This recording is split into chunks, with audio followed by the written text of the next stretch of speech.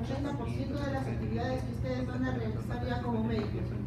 Y ahí ustedes en su vida de internos van a determinar allí, la mayoría van a determinar qué especialidad van a seguir. Pero todos hemos pasado por la etapa de médicos internistas, de internos, después de médicos de serum, si se quedan aquí, muchos de ustedes van a salir fuera para hacer la especialidad y bueno, mucha suerte a todos. Vamos a hablar sobre los procedimientos más frecuentes en la emergencia, no porque sean los más sencillos, empezando con gases arteriales, son los menos importantes. Al contrario, el análisis de gases arteriales es una de las prácticas continuas en emergencia que muchas veces han salvado vidas a los pacientes porque nos dan en primera instancia cómo está el medio interno de estos pacientes, ¿no? Muchas veces un paciente con bradicardia, a veces no determinamos que si bien podría ser un bloqueo AB de tercer grado, le tomamos un A y encontramos un potasio muy elevado, tal que podemos tratarlo médicamente si es que el paciente no se dializa. Es un ejemplo chiquito, pero no es solamente limitado a los análisis de gases arteriales, no solamente a ver el pH, a ver PCO2, ver la concentración de oxígeno de estos pacientes, sino también nos dan otros parámetros, ¿no? Por ejemplo, encontramos ahí electrolitos, la aproximación, en alguna literatura dice que es la lectura de electrolitos, sobre todo el potasio, es el que más cerca nos da en relación al sérico, porque en el sérico ocurre hemólisis con el momento de entrar a la centrífuga, entonces existe hemólisis y podría darnos resultados anormalmente altos. Nos da también una concentración de hemoglobina del paciente que está con hemorragia digestiva aguda, nos puede dar un valor aproximado del nivel de hemoglobina y nosotros determinar ahí si es que le pasamos paquetes globulares sin pruebas cruzadas o podríamos esperar a que éstas se den para nosotros transfundirles sangre. Pacientes también que nos vienen hiperventilando, deshidratados, sin antecedentes de diabetes mellitus, vienen debutando con esto y nos encontramos con pHs menos de 7 y con bicarbonato por los suelos.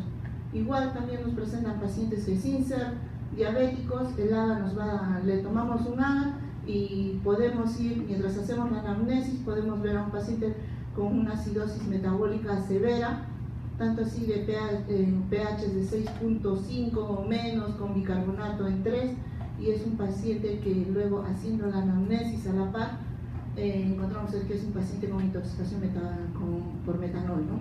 Entonces, el AGA, si bien muchos de ustedes los han hecho, y ojalá que todos hayan practicado esto, y yo les invito para que continúen haciendo eso, es una prueba sencilla, ¿no? Es una prueba sencilla de obtener. En muchos hospitales el tecnólogo es el que lo toma, acostumbrémonos a tomar nosotros, pero nos dan muchos datos.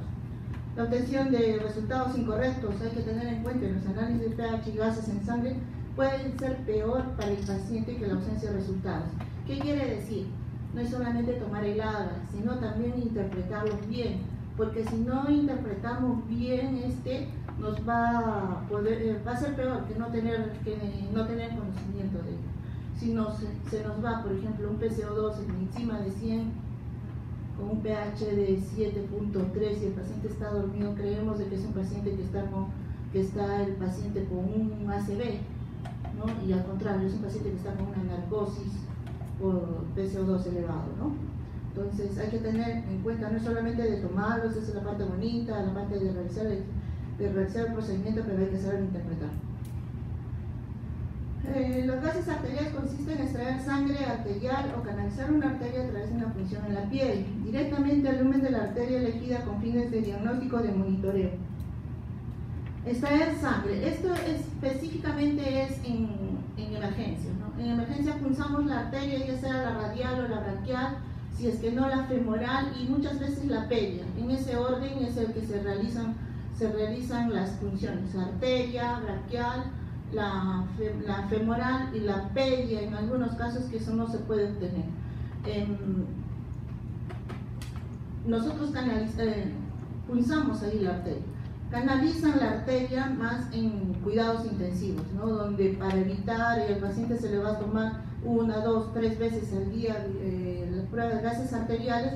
Entonces lo que hacen allí es hacerle una punción arterial y dejarle ya para control, con fines de monitoreo.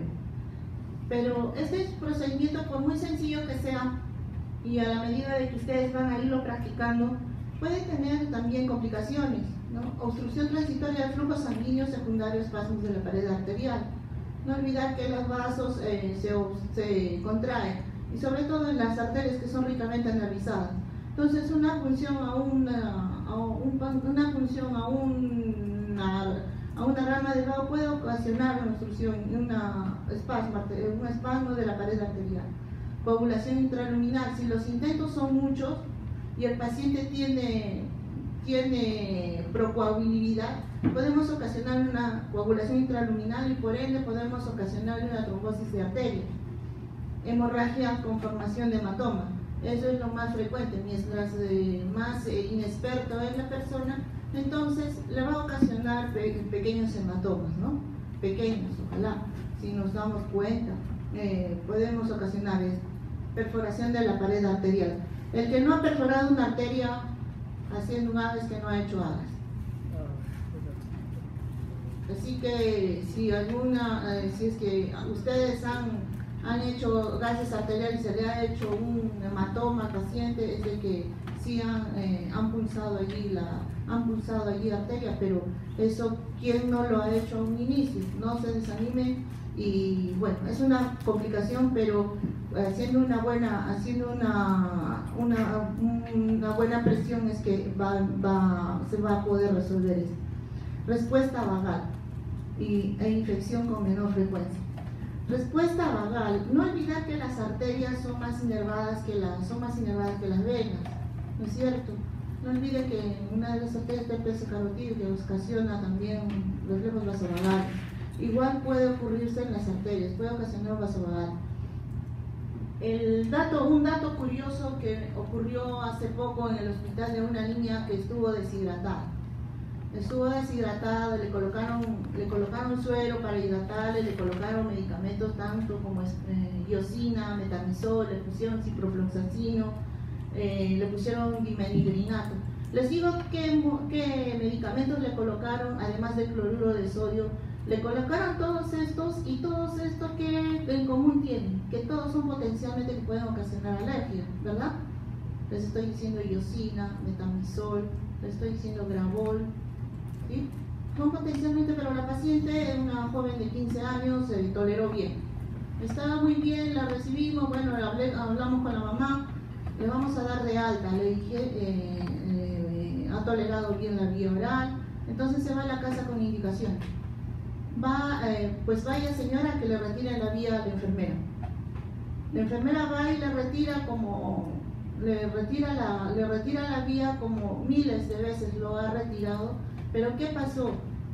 Allí, al retirar la vía, chocó el AUCA, chocó con la pared de la vena.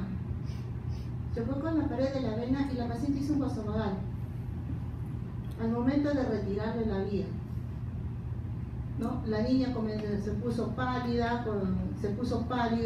con una bradicardia, con sudoración, se hizo un síncope, tuvimos que pasar la shock trauma, volverle a canalizar la vía y a pasarle fluido. La joven se tuvo que quedar unas 6 horas más hasta que recuperara la presión, recuperara la frecuencia cardíaca. Bueno, eso les digo, por ejemplo, en el caso del acceso fue un acceso venoso, igual que además de que no pueda suceder cuando vayan a tomar gases arteriales. No olvidar que al momento de realizar este procedimiento,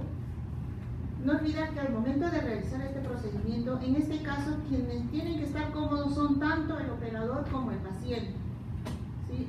Y más importante todavía, que el operador esté cómodo y sepa cómo realizar el procedimiento. Si no está cómodo, difícil de que vaya a poder obtener la muestra de arteria, y más aún todavía de pacientes que son críticos. No olvidar que a los que les van a tomar gases arteriales son a pacientes que están acidóticos, que están hipotensos, que están con hipoxia. Entonces son pacientes delicados. Entonces no van a encontrar muchas veces fácil arteria. Entonces el operador debe de estar cómodo para realizar este procedimiento. Y no olvidar que el paciente también tiene que estar en la posición adecuada, en la posición neutra. En hospitales de seguro social, a donde creo que todos han rotado, existen las jeringas apropiadas para tomar las muestras de gases arteriales, las cuales cuentan con un procoagulante. Si han visto, es una gotita de un polvillo, es un procoagulante que nos va a servir para evitar que la sangre se coagule rápido. No existen estos gases, estas jeringas en MINSA, no, en hospitales no existen, e inclusive no existen tampoco en clínicas privadas pequeñas. Entonces, ¿qué es lo que se hace? Se coloca heparina. Se le coloca heparina a menos de 0,1 mililitro si hablamos de la jeringa de tuberculina, y se trata de que toda la superficie interna de la jeringa se empape de ella. Sin embargo, si es que se le coloca mucha heparina, lo que va a ocasionar son datos falsos, ¿no? Son unos datos falsos que pueden alterar el diagnóstico. Por ejemplo, aquí tenemos de una muestra que ha sido tomada con heparina sódica, la primera, y la segunda es habiendo utilizado la sustancia procoagulante, que es el heparina pepita. Como ven, lo que altera bastante es el calcio iónico. Acuérdense del efecto de la heparina. El sodio se eleva, está en 156, y el sodio en la jeringa, en la apropiada, está en 135. Igual, miren el bicarbonato, en la muestra que se ha sido tomada con heparina está en 9, y en el bicarbonato real en esta es 118. Entonces, tienen que tener cuidado cuando vayan a utilizar estas jeringas de tuberculina que las han preparado con heparina, ¿no? Si es que colocan más de 0,1 mililitro de heparina, lo que pueden ocasionar es esta dilución y tener falsos resultados. ¿Cuáles son los errores más frecuentes? Como les dije, el exceso de heparina en la jeringa de extracción, las burbujas en la muestra, no olvidar de que hay que retirar esta cuando a veces canalizamos, llegamos a la arteria y por alguna causa es que se mueve y se la vuelve a canalizar, y como nosotros estamos jalando, vamos a crear una burbuja que muchas veces no la vemos. Una muestra en contacto con el aire, es que apenas se le punza, se le debe de colocar el tapón un tapón allí a la aguja para evitar de que ingrese aire. El tiempo mayor de 10 a 15 minutos entre la extracción y análisis. Esto es importante, y yo les digo siempre a los residentes de que la muestra tomada deben de bajarla en menos de 5 minutos o llevarla. En cuidados intensivos es de que se demoran, las mantienen en un refrigerador, o si no de que por antes de que en mi centro no las analizan, sino hay que trasladarla a otro sitio. Hay que trasladarla lo más precoz posible para evitar falsos resultados. La muestra debe de estar, si es que ha de ser trasladada, tiene que ser trasladada en condiciones apropiadas, en hielo, por ejemplo, tratarlas igual como las vacunas, ¿no? Homogenizar cuando existe un espacio de aire en la muestra. Lo que les dije, al momento de obtener la muestra, si es que ha habido una gota de aire y luego seguimos extrayendo la sangre y no nos percatemos de esta gota, nosotros al movilizarla, al tratar de homogenizar con el anticoagulante, podemos disolver ahí la burbuja de aire, pero nos va a dar unos resultados falsos. Además de, si el tiempo pasa mucho y no lo hemos evitado bien, va a tener coágulos en la muestra y la máquina no las va a procesar.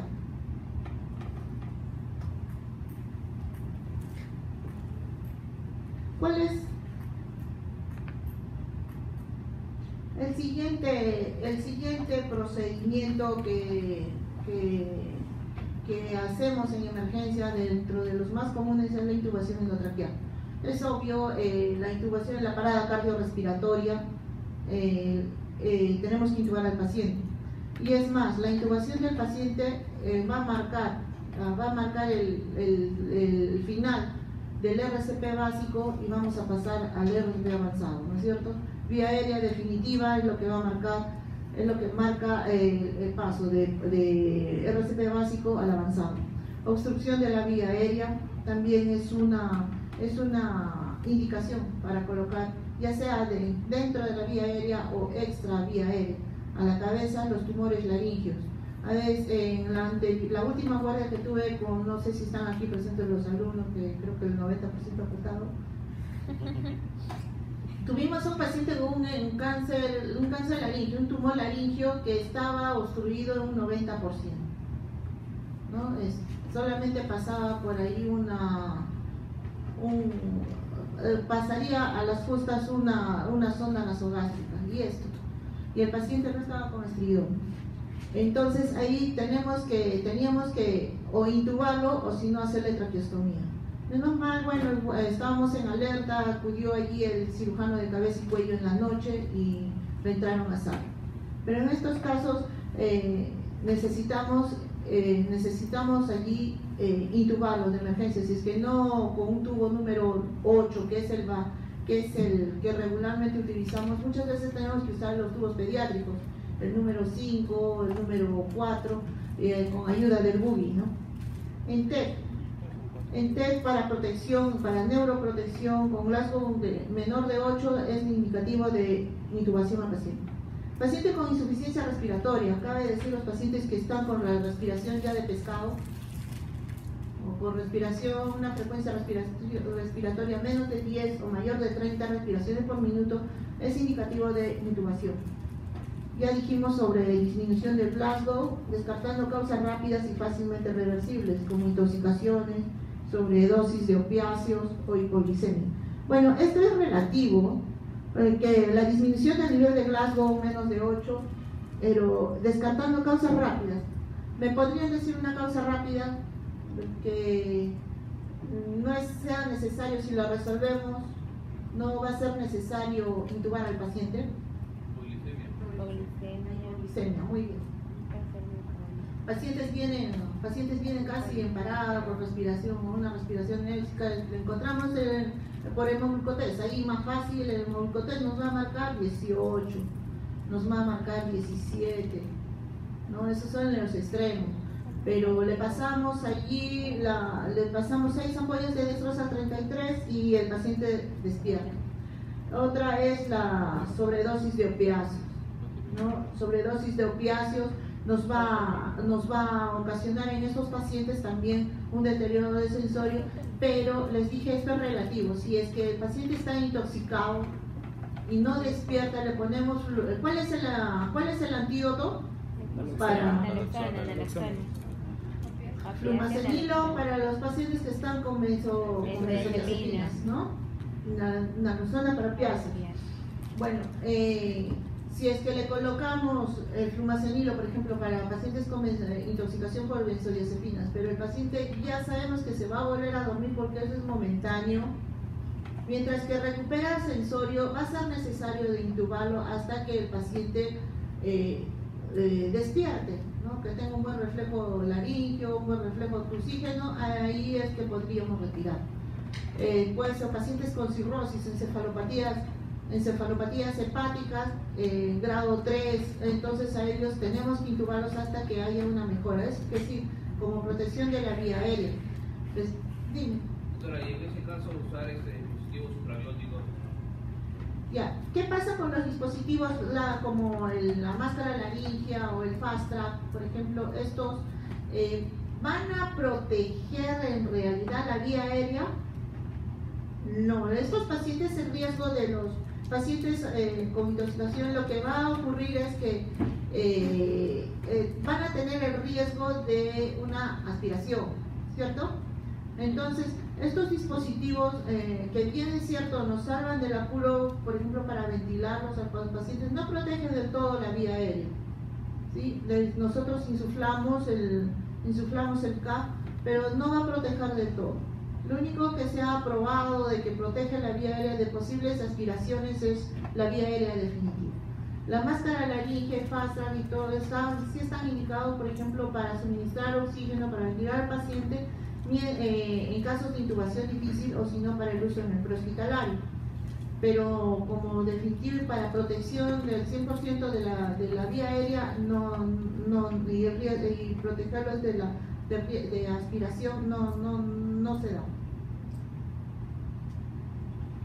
Las ventajas de la intubación va a garantizar una adecuada ventilación y oxigenación. Si hemos decidido de pasar al paciente a ventilación mecánica, es la única forma de obtener de vincularlo al ventilador con el paciente. Va a aislar la laringe y tráquea de la faringe, evitando la distensión gástrica y el riesgo de aspiración, lo que dijimos. Va a permitir la aspiración de secreciones de la vía aérea. Constituye una vía de administración de ciertos fármacos útiles en la RCP. Es cierto, cuando el paciente está en parada, en parada cardiorrespiratoria, lo primero es en el ABC o lo primero que es, no, en RCP, primero es C, ¿no es cierto? Masaje, ¿cierto? Luego es el masaje, la ventilación y la vía aérea. No olvidar ello, pero cuando el paciente, cuando ya hemos pasado a la avanzada, el paciente ya lo hemos intubado, muchas veces el personal, la enfermería no logra canalizar una vía y ya es necesario la colocación de medicamentos, de fármacos. Entonces, una vez que nosotros ya hemos intubado al paciente, nos va a permitir a nosotros administrar ciertos medicamentos por el tubo endotraqueal. Allí a la cabeza, la adrenalina, ¿no es cierto? La diluimos una ampolla en 10 mililitros de cloruro y le pasamos por el tubo endotraqueal hasta que la enfermera canalice una vía.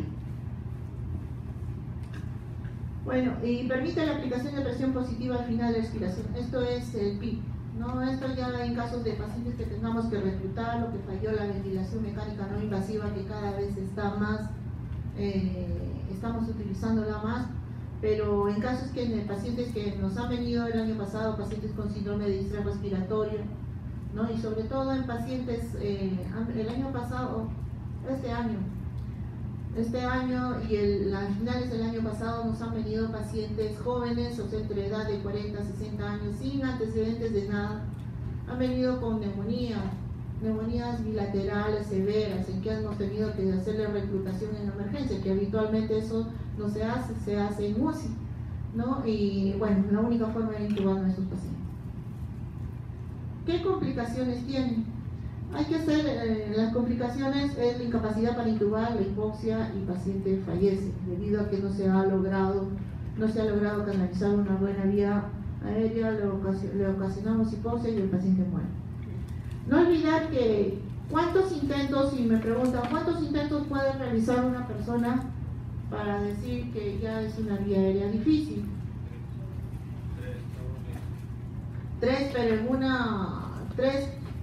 tres intentos, 2 personas que sean capacitadas en intubar, ¿no es cierto? Si no se logra, entonces ya es una vía aérea difícil.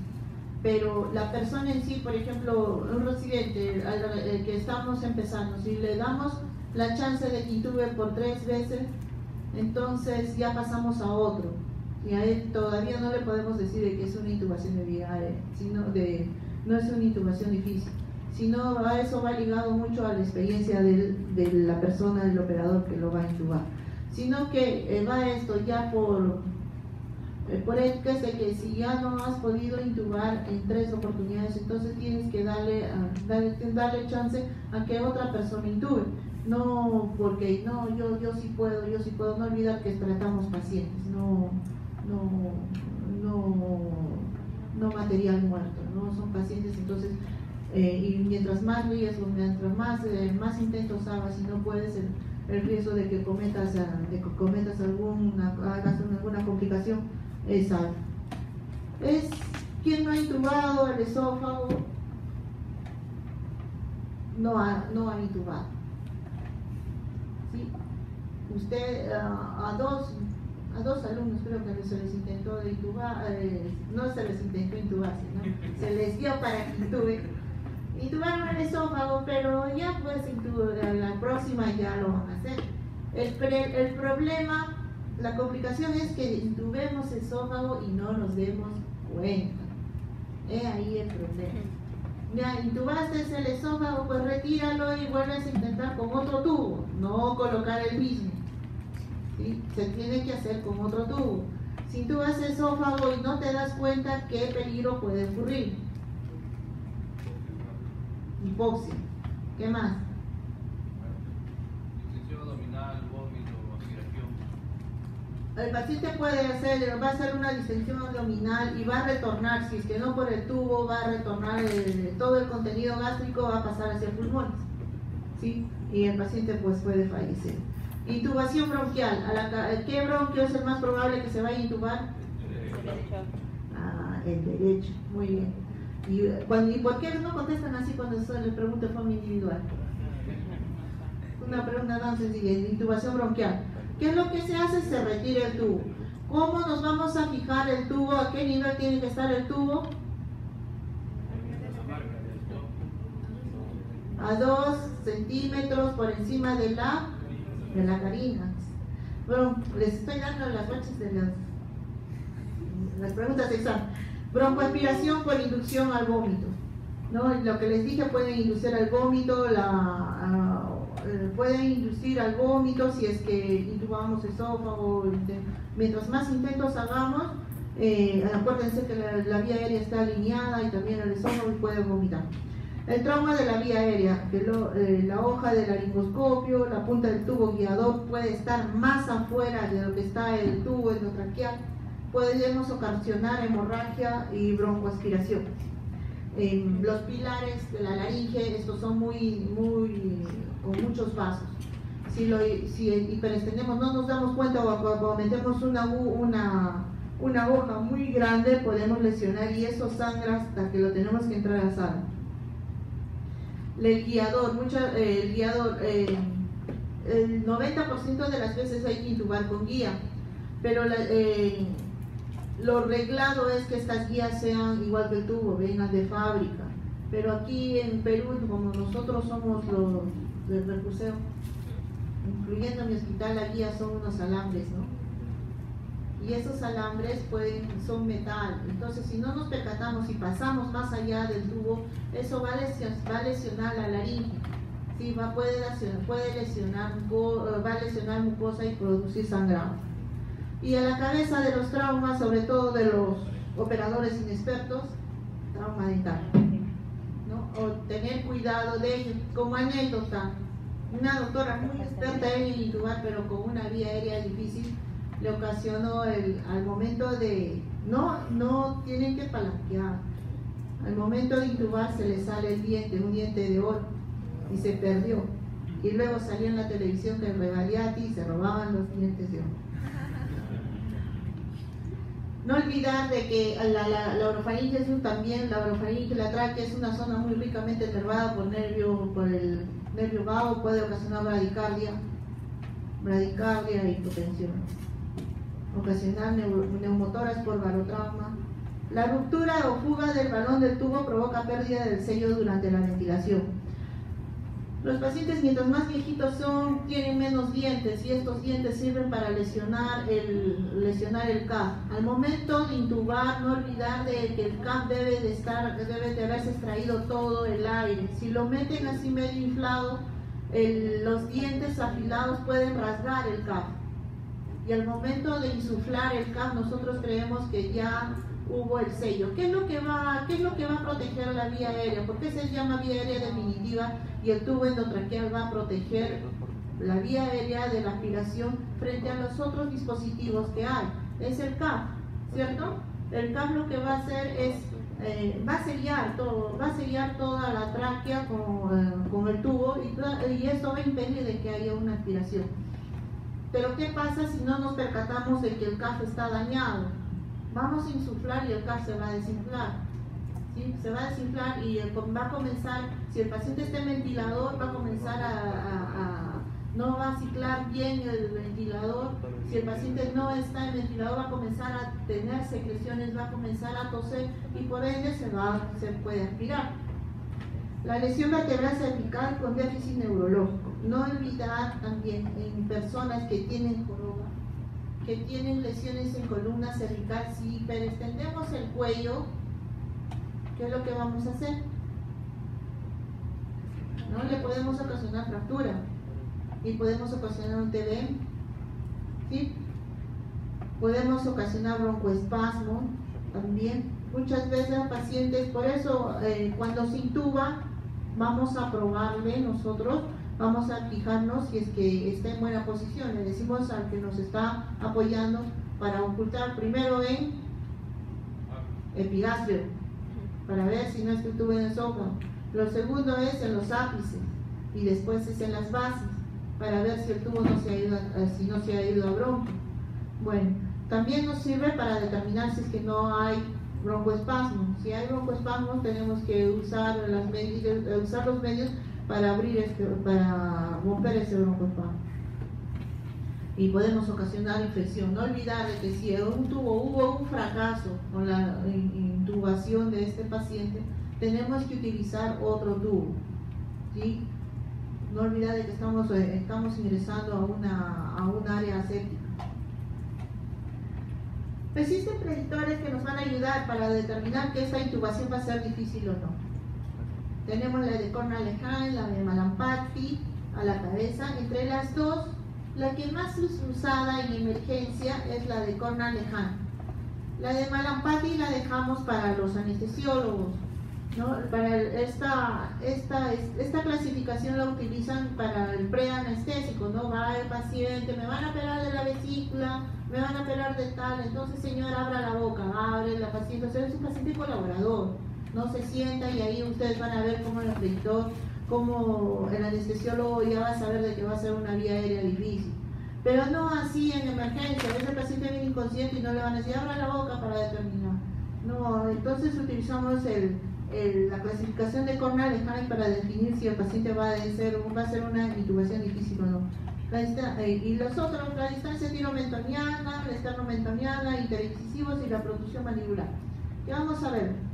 Esta es la de Cornell-Lehane. El grado 1, donde se pueden ver las cuerdas vocales y son visibles en su totalidad. Este es bonito, este es del libro. Así es como todo interno quisiera ver, como creo que lo tengo también. Bueno. El grado 2 es donde las cuerdas vocales se ven parcialmente. ¿Sí? Aquí solamente se ve parcialmente la cuerda vocal. El grado 3 solamente se ve en la epiglotis. Y en el 4 no se ve nada, ¿no? En ese caso vamos a tener, en el segundo y en el tercero podemos utilizar el buggy. El buggy es una guía larga, flexible, que le pasamos y por medio de ello es el que intubamos al paciente, ¿no? Y mientras que lo intubamos y todo, esta es una guía pero es hueca y por ahí podemos pasarle oxígeno mientras que no se logra una vía aérea definitiva. El grado 4, que no se ve el epiglotis, ahí ya hay que ir estudiando ya nuestro equipo de traqueostomía.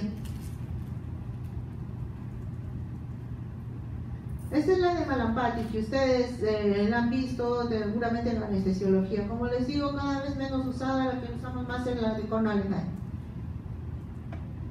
La distancia tiromentoniana, sobre todo los que tienen el maxilar retraído. Lo normal es que sea mayor de 6.5, el mentón y el cartílago y la tiroides. Debe ser mayor de 6.5. Grado 2, entre 6 y 6.5, y grado 3 es menos de 6.5, los que tienen retrognato. La distancia externo-mentoniana. El día de ayer el residente estaba intubando al paciente así. Le digo, pero hiperextiéndelo. Y el paciente no extendía, lo máximo llegaba a 6 centímetros.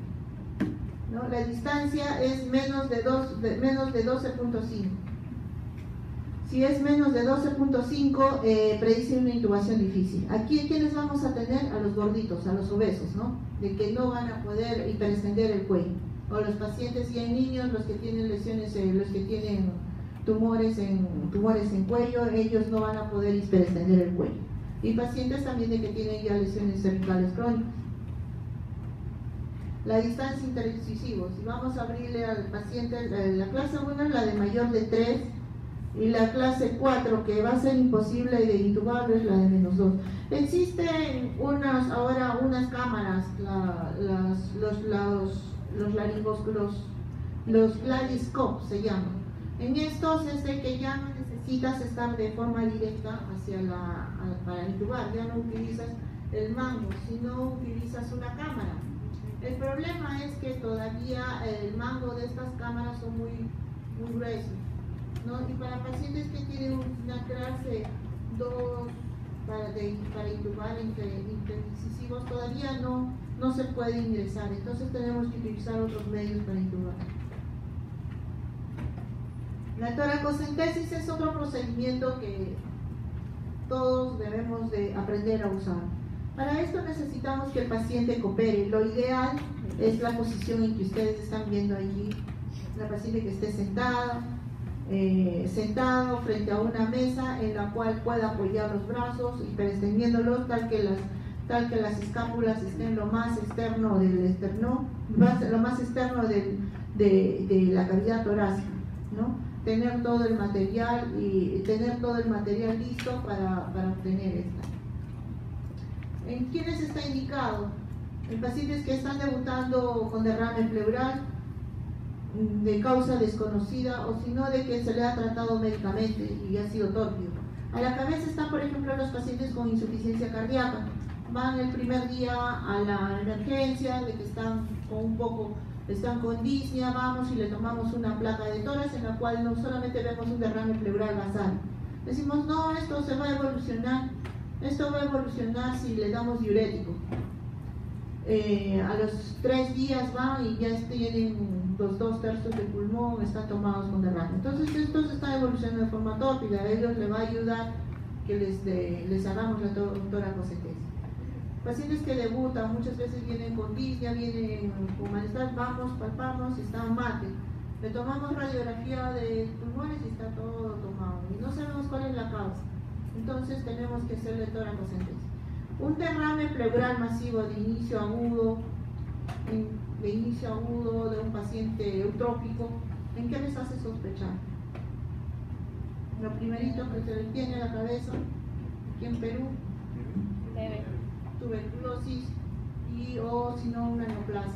Entonces allí punzamos, nos va a servir la toracocentesis para diagnóstica y de repente el tratamiento, ¿no?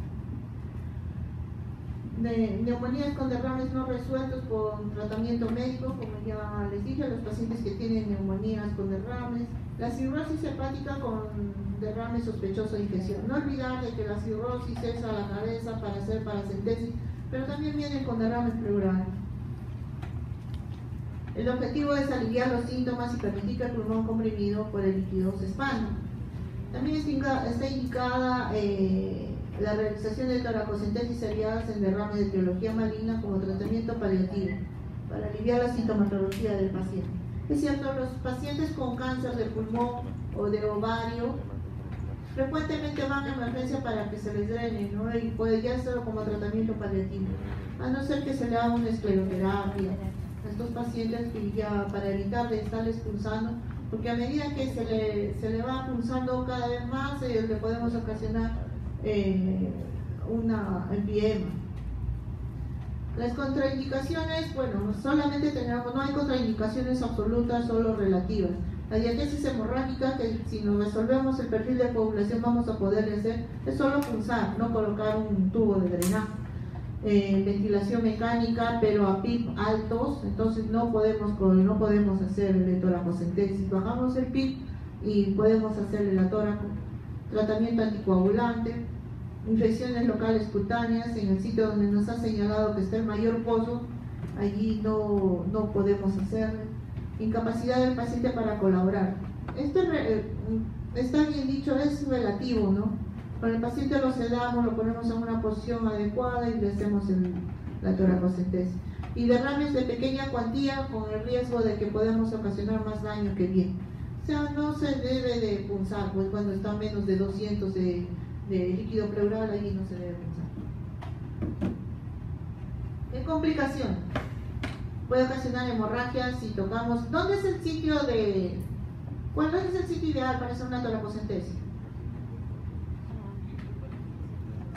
El sitio es a nivel del séptimo espacio intercostal, de la línea clavicular posterior. Pero dependiendo si tenemos la ayuda del ecógrafo, mucho mejor. Pero independientemente del sitio y lo que nos señala el pozo, dónde está más. Pero independientemente del sitio, tiene que ser siempre por encima de la costilla, ¿cierto? Bueno, porque por debajo, no se nos olvida que pasa el paquete vasculo nervioso, y si punzamos allí de la arteria, que de esa sale directamente de la aorta, va a sangrar y va a sangrar bastante. Podemos ocasionar por impericia en neumotórax, sobre todo cuando lo vamos a punzar y el paciente inspira y no ocluimos nosotros, ahí vamos a ocasionar neumotórax. Podemos punzar una punción hepática o esplénica si el lugar de punción lo hemos hecho muy bajo. Podemos ocasionar un edema agudo de pulmón por expansión. No olvidar de que estos pacientes que tienen derrame pleural masivo los tenemos con atelectasia, ¿no? El pulmón está atelectasiado, es una atelectasia pasiva. Si le quitamos líquido, entonces este pulmón se va a inflar como un globo, pero si le quitamos demasiado, entonces los vasos también se van a expandir, ¿sí? Y podemos ocasionar un edema agudo del pulmón. Y también podemos ocasionar hipotensión por punción en la pleura. No olvidar que la pleura también está ricamente nervada. Espero de que me estén escuchando por ahí al fondo de la pared. Llegamos a ver, ¿podemos guardar el celular? Bien, gracias. Estamos llegando al procedimiento sine qua non de emergencia, ¿no? Los catéteres venosos centrales. Últimamente los catéteres en las vías centrales nos han sido de mucha ayuda. Cada vez son mayores las ayudas que nos puede proporcionar este procedimiento. Nos va a permitir monitorización hemodinámica, nos va a permitir un acceso vascular, administración de sustancias vasoactivas o tóxicos y irritantes para realizar procedimientos radiológicos y terapéuticos. Para la monitorización hemodinámica, la cabeza, la medición de la presión venosa central, la cual en realidad la presión venosa central está como siendo un poquito desplazada, pero no debería ser así por la ecografía cada vez más sostenida en emergencia. Ustedes ahora, sea la especialidad que vayan a utilizar, ustedes van a ver que la ecografía ya no es exclusiva de los radiólogos, ¿no? La ecografía ya va a ser parte del examen médico. Dicen ahora de que la ecografía ya va a ser el estetoscopio del médico. Entonces, si es que no sabemos ecografía, nos vamos a ver rezagados frente a otras personas que ya lo saben.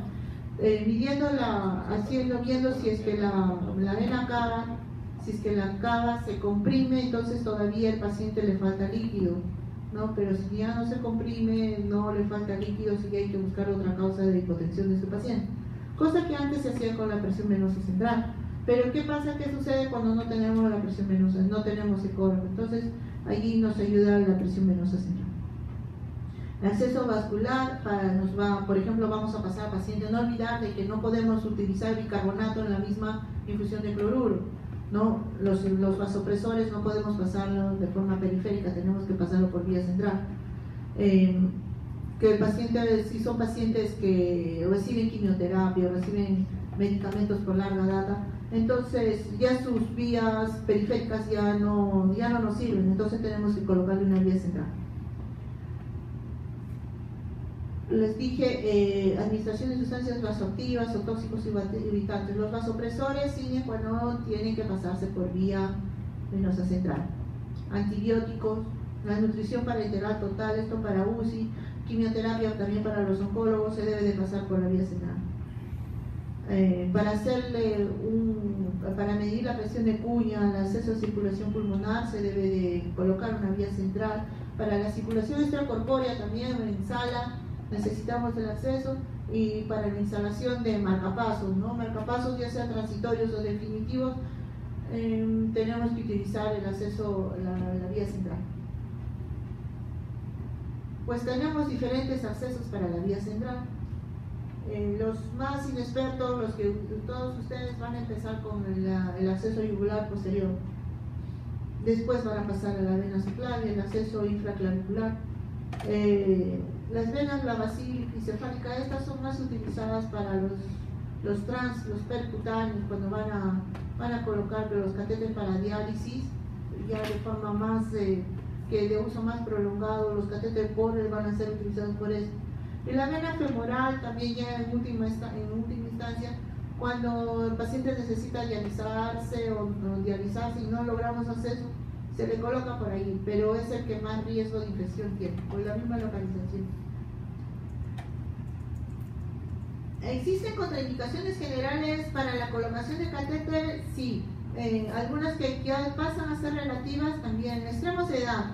Un viejito de 98 años no le vas a estar colocando en vía central. Ya a menos de que sea que ya no tenga acceso, entonces le vamos a colocar, a menos que el abuelito esté todo doblado. Entonces ya no ser sanguinarios en nuestro tratamiento. Sobre todo yo les digo a los residentes, ¿no? El abuelito tiene 98, 100 años y es un paciente postrado, vamos, le colocamos catéter, vamos, le intubamos, le ponemos vasopresores. El pobre abuelo está días allí esperando ya el final de sus días, pero no lo dejamos. De repente todo tiene ya un final, ¿no? Y a veces hacemos encarnizamiento terapéutico, y eso también no es nuestra labor. Anatomía local distorsionada, hay que utilizar el lado contralateral. Si el paciente está en esta posición, entonces no vamos a usar el lado derecho, tenemos que usar el lado izquierdo.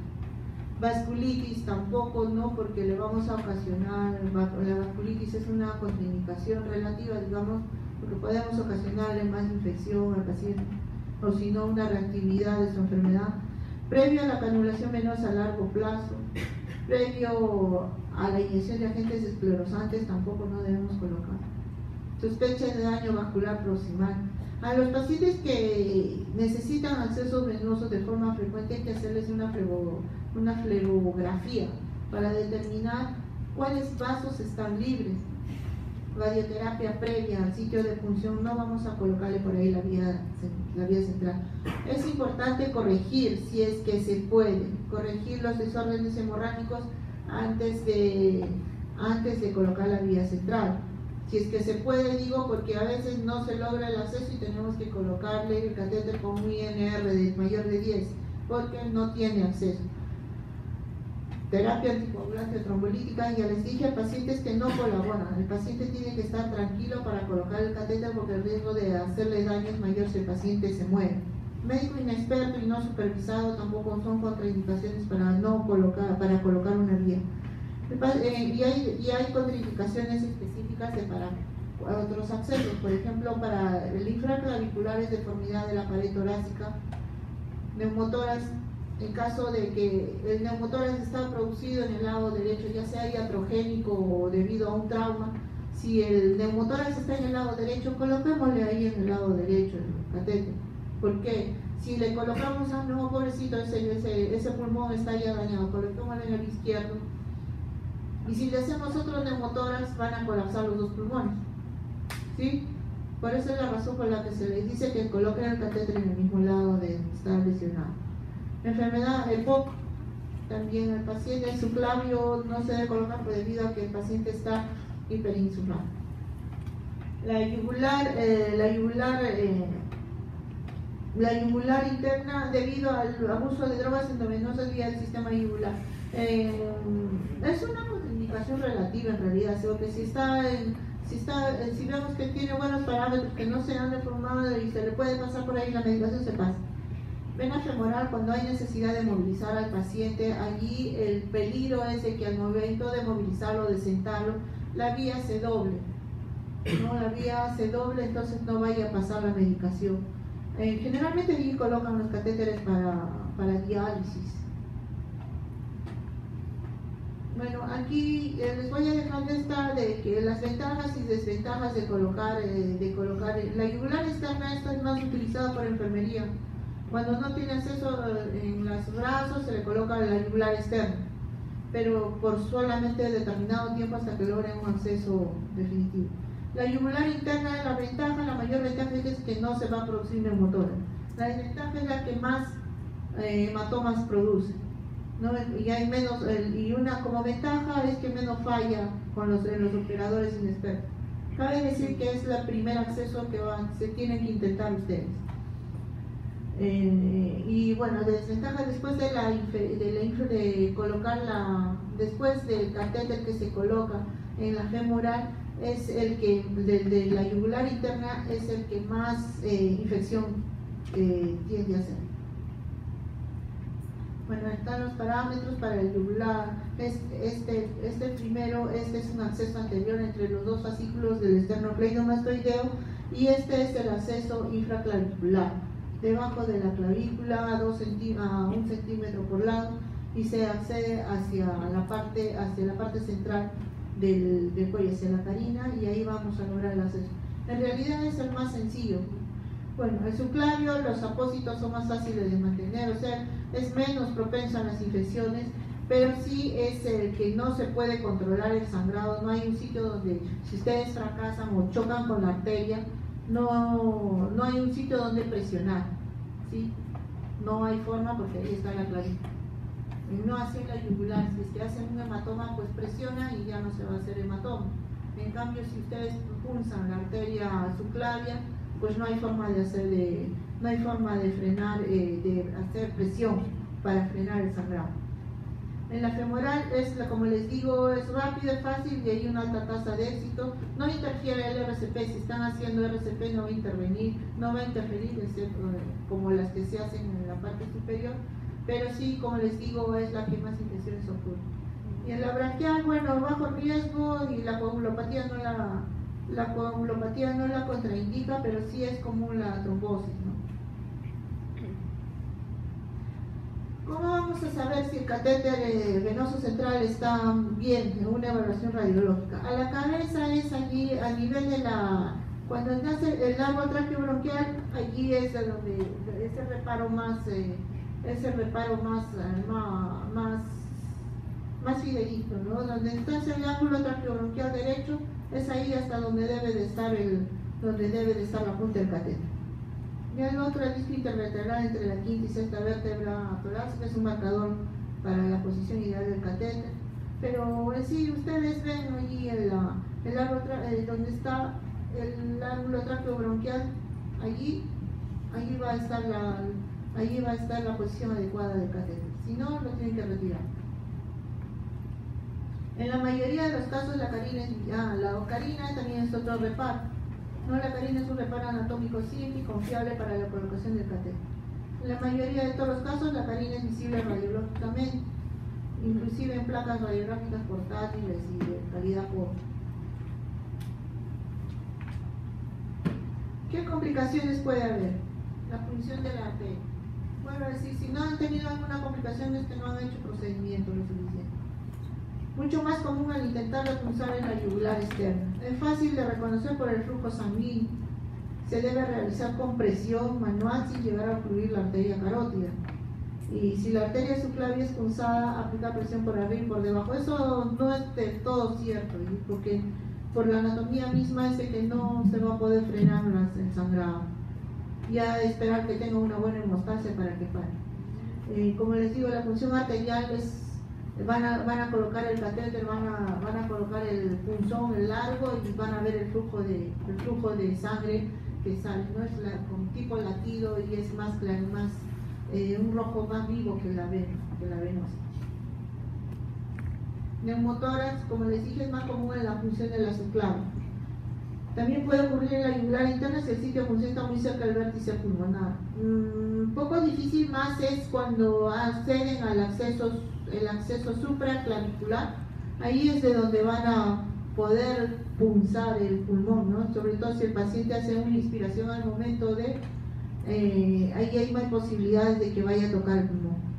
Frecuentemente observa tos y dificultad para respirar. Estos síntomas pueden estar ausentes en un paciente intubado o sedado, pero sí podemos ver que el paciente comienza a desaturar. No siempre se observa ingreso de aire o burbujas. El hecho de que van a punzar y no ven de que van a pulsar, jalan la jeringa y ven que se absorbe aire, ya tengan por 100% seguro de que han hecho un neumotórax. Pero no necesariamente es que van a pulsar y no van a lograr, no se ven a burbujas, entonces estoy tranquilo. No, siempre vigilar la placa de tórax, ¿no? Ver si es que ustedes mismos se van a dar cuenta si han pulsado o no. Entonces estar vigilando la placa, las radiografías, de repente si no están muy seguros de que han pulsado, entonces pedirle seriado cada 6 horas para ver si es que no hay un neumotórax, no quedarse tranquilo. Arritmias. Al momento de introducir la guía, ¿sí? La guía puede llegar a aurícula, ¿no? Y tocar el seno carotídeo y tocar allí, llega a la aurícula y ahí pueden ocasionar un tipo de arritmia, ¿no? Le pueden ocasionar una fibrilación momentánea, pero retiran la guía y ya cesa esto. Se puede registrar bradicardia por estímulo del seno carotídeo cuando van a tocar, al hacer presión en la colocación del catéter en la yugular interna. Las arritmias ventriculares pueden ser un signo de cuando el alambre guía o el catéter está en el ventrículo derecho. Es decir, si se han pasado al derecho, más arritmias ventriculares pueden ocurrir. La posición prolongada en tren del Lemur puede aumentar la precarga cardíaca y empeorar la isquemia miocárdica, que queda ahora descubierto como una arritmia ventricular. Al paciente, cuando está hipotenso, es frecuente que los operadores dicen, pongan el tren del Lemur, y con eso se va a ver los parámetros, sobre todo la yugular externa, que es un parámetro para introducir el catéter en la yugular interna. Cuando cruza la yugular externa con el esternocleido mastoideo, se va a ver en el paciente el tren del Lemur.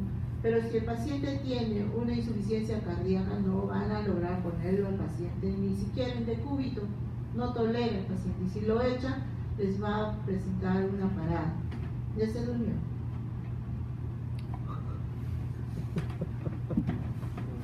Buenos días, doctor.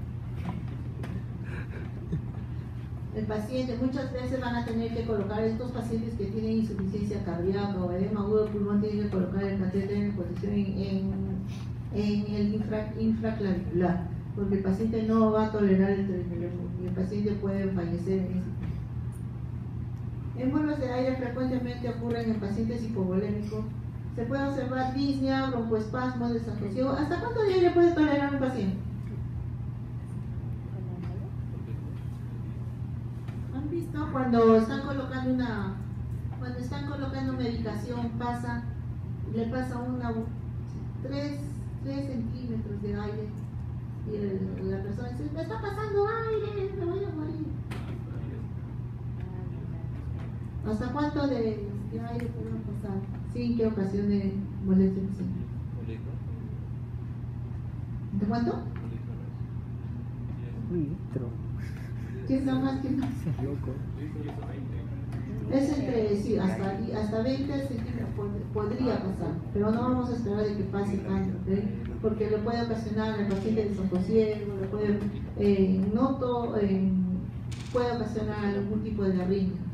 ¿Sí? Pero lógico, no le vas a decir, no señor, tranquilo, sí le puede pasar hasta 20. Si el alambre no puede avanzar, entonces tenemos que retirar. Lo más que fijo de que no estemos en arteria. Tenemos que, o si no estamos en un sitio tortuoso. No insistir, porque si no podemos perforar y pasar a neumomediastino. Una vez colocaron así en intensivos, pasaron, forzaron y se dieron cuenta cuando van y ven un derrame pleural.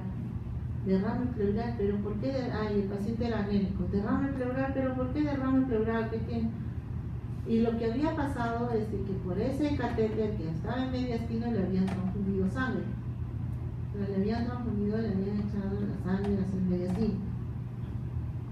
Y eso por no revisar la placa. Bueno, si no progresa la guía, no forcen, la retiran y prueben otra vez. ¿sí? Y al momento de retirar, tienen que retirar al unísono la guía con la aguja. Porque si retiran la guía y luego la aguja, al momento de pasar la aguja en la mano, la aguja puede dañar la guía y la guía se va a desenrollar y se va a quedar parte de la guía dentro del paciente y vamos a tener que llamar a Urbi. ¿Saben qué es Urbi?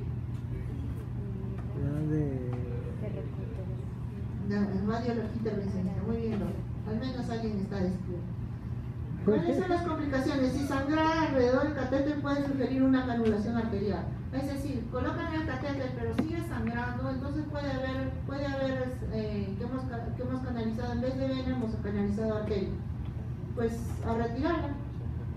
Alteraciones en la coagulación, puede ocurrir sangrado si le pasamos plasma o algún fotocoagulante y cesa. El sangrado persistente aumenta el riesgo de infección, ¿cierto? No se debe de seguir curando y el paciente, sencillamente hay que retirar el catéter porque está ocasionando, está comportándose como un cuerpo extraño.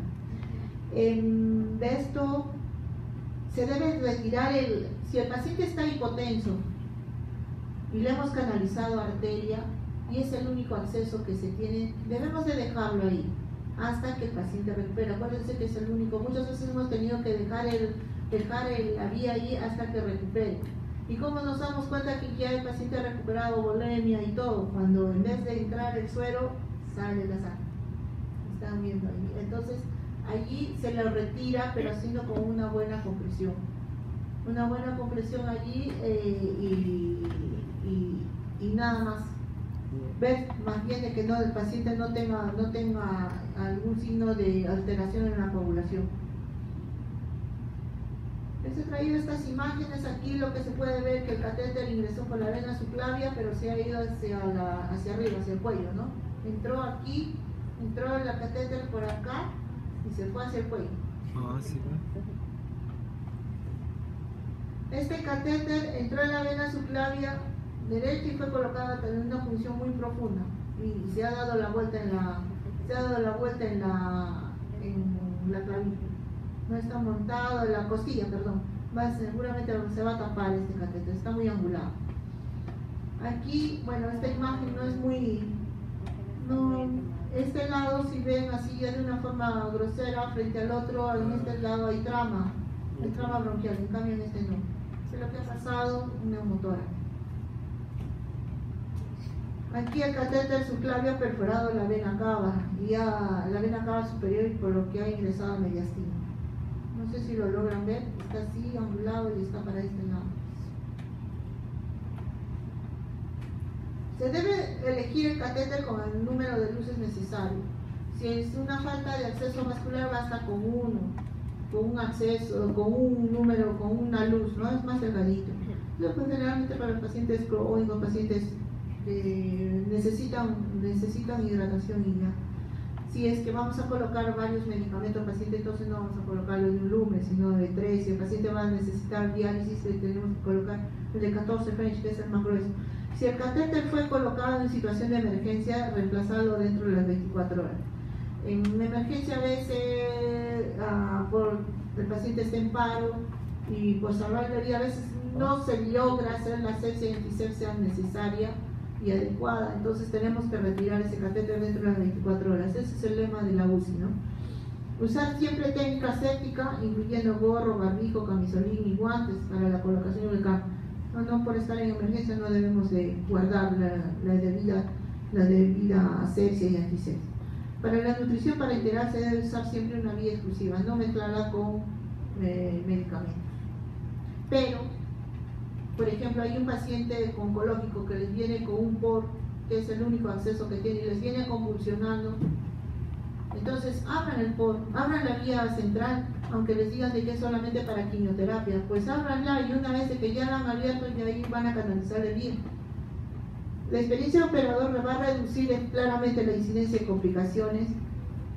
Los operadores no deben realizar más de 3 intentos, igual que la intubación. Se deben de conocer los reparos anatómicos, así como la realización de la realización de la técnica, ¿no? Esos de conocimientos de la técnica va desde la persona que va a colocar el catéter hasta la persona que está ayudando a colocar.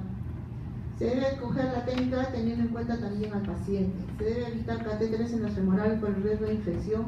Se debe de pedir asistencia. No olvidar que estamos trabajando en equipo. La placa es importante y se debe seguir un protocolo de si se sospecha infección relacionada al catéter.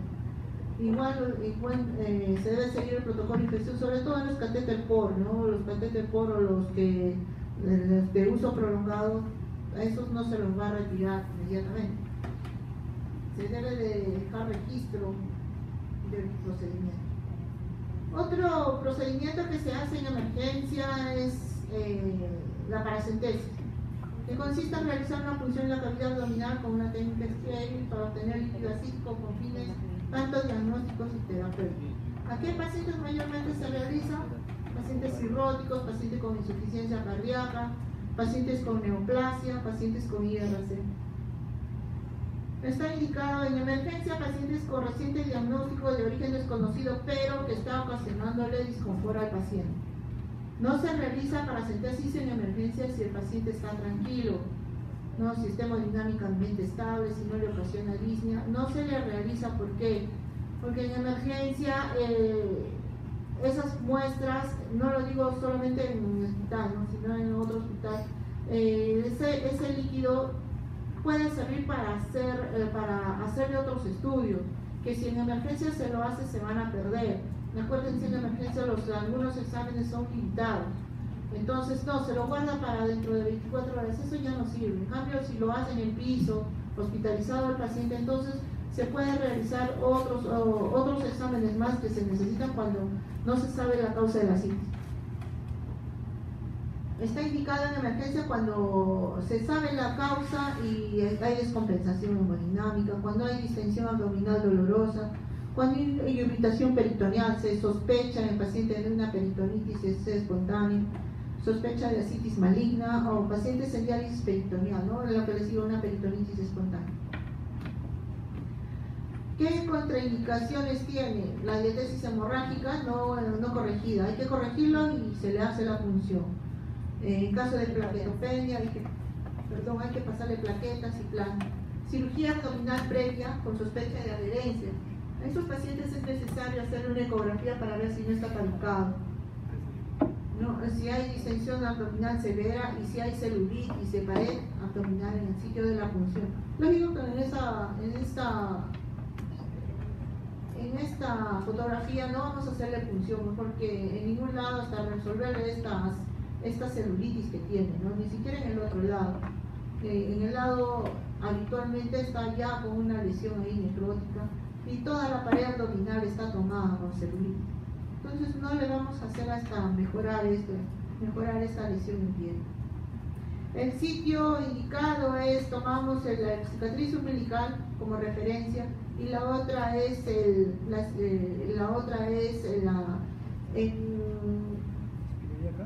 la fosa ilíaca, en la espina ilíaca superior.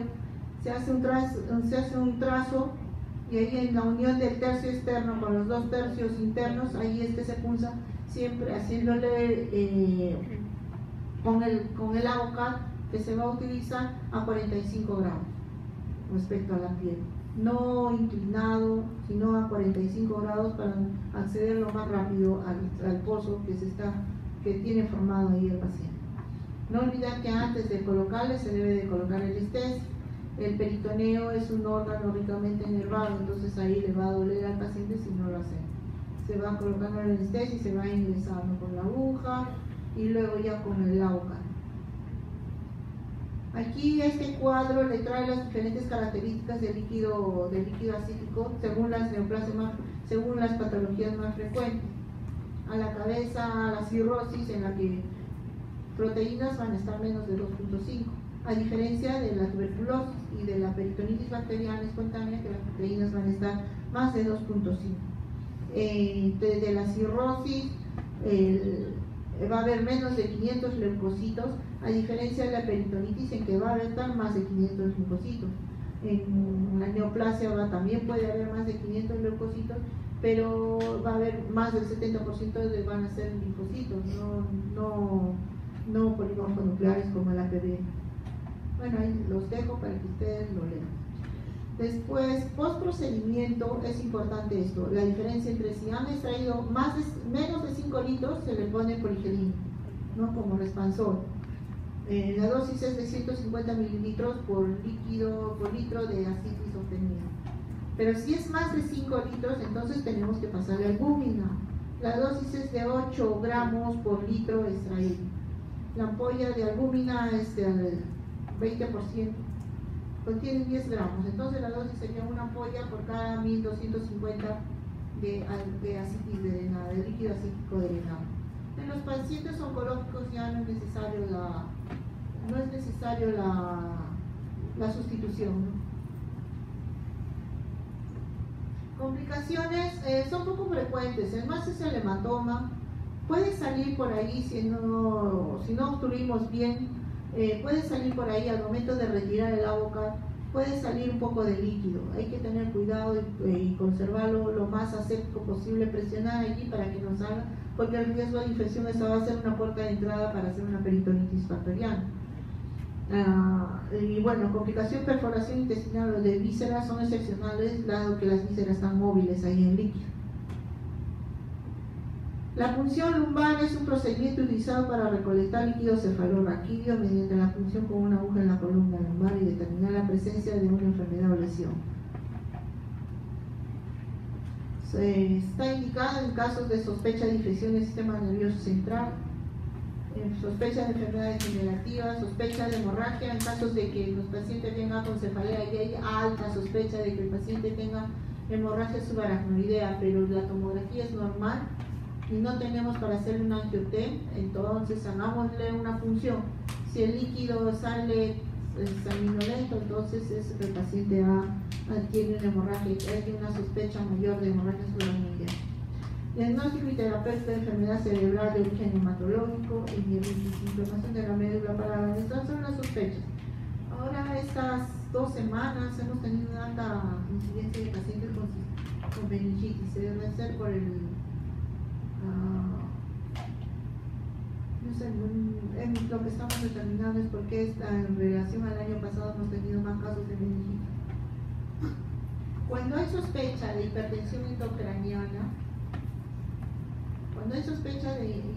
bueno, aquí las indicaciones para reducir la presión intracraniana, pero teniendo el cuidado de que al momento de drenar el paciente no se vaya a enclavar. Administración intratecal de fármacos o administración de sustancia de contraste, ¿no? Para efectos diagnósticos.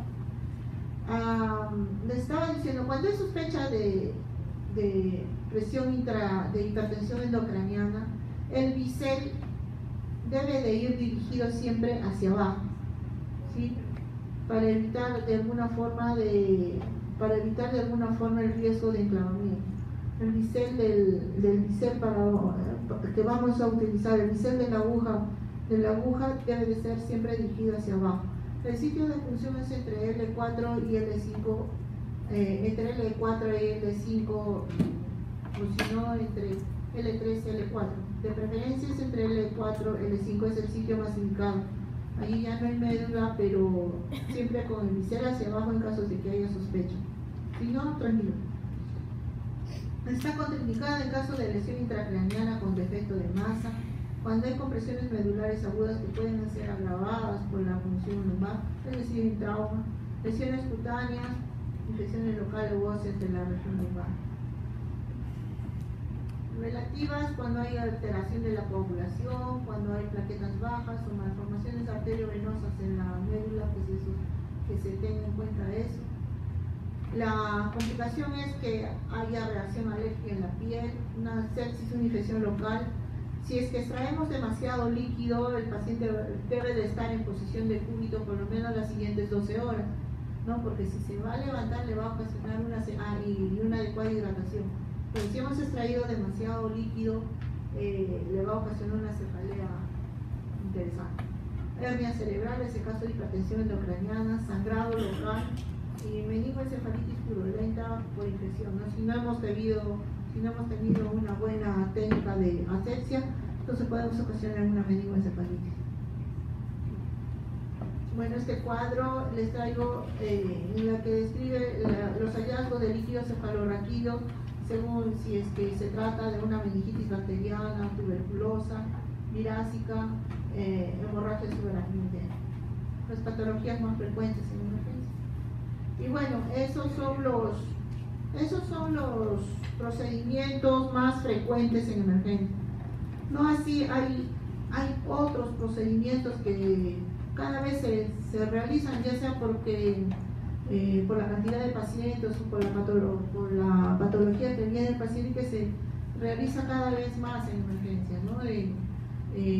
Muchas veces que tenemos que hacerlo a priori allí en emergencia, y es necesario siempre realizar las técnicas, pese a que no lo realizamos de forma frecuente. Tenemos que estar preparados para realizar esto, como el tipo de las traqueostomías percutáneas, que las realizamos allí, la ecografía, que como les digo ya está pasando a ser parte como diagnóstica, y con esta le hacemos ya algunos procedimientos con guía ecográfica, que es ventajoso y desventajoso también a la vez.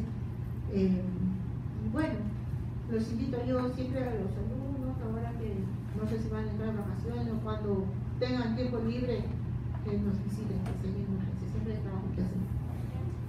¿Preguntas?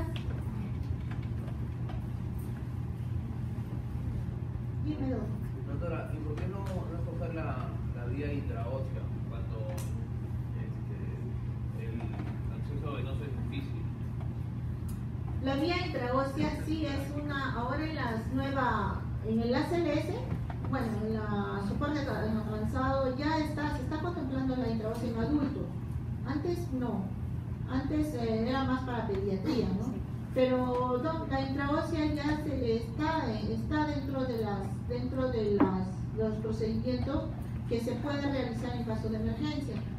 El problema es el material, ¿no? El material que no se lo tiene, porque tiene que ser con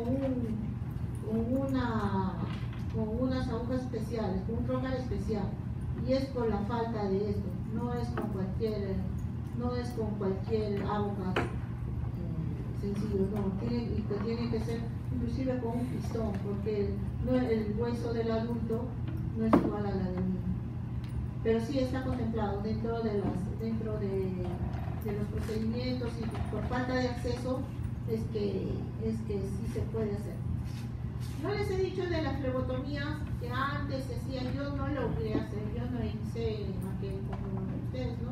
De alumnos para conocimiento, pero por ejemplo las flebotomías ya hay algunos procedimientos que ya se dejan de hacer porque ya hay otras actividades. Y bueno, la intraósea es que está dentro de las posibilidades de hacer.